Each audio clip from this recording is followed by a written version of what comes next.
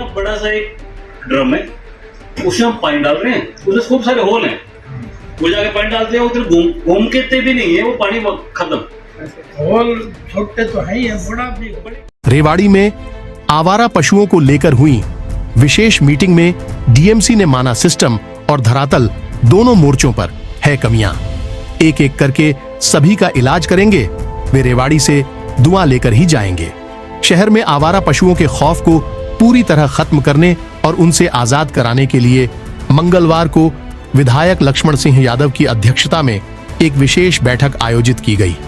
इस बैठक में शहर के विभिन्न व्यापारिक व सामाजिक संगठनों के प्रतिनिधियों के साथ साथ हाल ही में कार्यभार संभालने वाले नए डीएमसी प्रदीप अहलावत मुख्य रूप से मौजूद रहे। दैनिक रणघोष इस गंभीर मुद्दे पर पूरी जिम्मेदारी के साथ यह रिपोर्ट सामने रख रहा है ताकि जनता की आवाज सही समय पर बिना किसी लाग लपेट के अधिकारियों तक पहुंचे। बैठक में मुख्य चर्चा इस बात पर केंद्रित रही कि शहर को आवारा पशुओं से मुक्त कराने के लिए अब तक क्या कदम उठाए गए हैं। अपनी नई जिम्मेदारी को लेकर डीएमसी प्रदीप अहलावत ने बैठक में माना कि इस समस्या को दूर करने के लिए अंदरूनी व्यवस्था और बाहरी धरातल दोनों ही मोर्चों पर काम करने की जरूरत है। पिछले 2 सप्ताह के दौरान किए गए शुरुआती जमीनी अध्ययन के बाद उन्होंने स्वीकार किया कि पशुओं को पकड़ने की प्रक्रिया में बड़े स्तर पर कमियां और अनियमितताएं सामने आ रही हैं।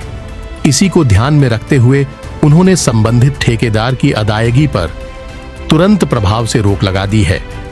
डीएमसी ने बैठक में जानकारी दी कि अब कागजी खानापूर्ति को रोकने के लिए प्रत्येक पशु का अलग से खाका और रिकॉर्ड तैयार किया जा रहा है। साथ ही देश के उन शहरों की व्यवस्थाओं को भी देखा जा रहा है जो इस समस्या से पूरी तरह मुक्त हो चुके हैं। उन्होंने भरोसा दिलाया कि वे शहर के नागरिकों की उम्मीदों पर खरा उतरने का प्रयास करेंगे। बैठक के दौरान विधायक लक्ष्मण सिंह यादव ने साफ तौर पर कहा कि रेवाड़ी की जनता हमेशा प्रशासनिक अधिकारियों का पूरा सहयोग करती है, लेकिन इसके बावजूद जब सही परिणाम नहीं मिलते तो लोगों में निराशा बढ़ती है। उन्होंने कहा कि सरकार की ओर से अधिकारियों को बेहतर और निष्पक्ष काम करने के लिए पूरा माहौल और समर्थन दिया जाएगा, बशर्ते काम पूरी ईमानदारी से हो।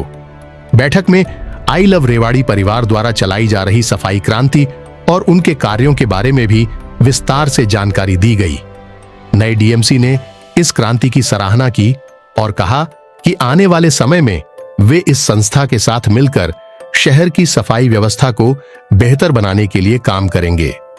दैनिक रणघोष रेवाड़ी की जनता को यह विश्वास दिलाता है कि शहर की इस सबसे बड़ी समस्या पर हमारी पैनी नजर बनी रहेगी।